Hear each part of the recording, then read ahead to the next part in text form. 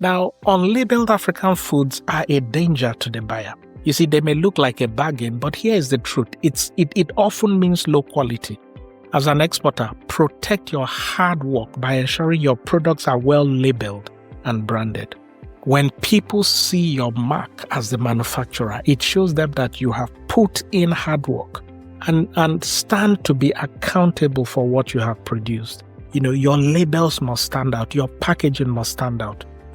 When you have your ingredient list clearly displayed, it shows that they can trust and believe what they say, what you say is in it, and that what is in it is actually what's in it, Got that. Now, when you put your manufacturing and your expiry date, you tell your buyers how fresh your product is when they buy it.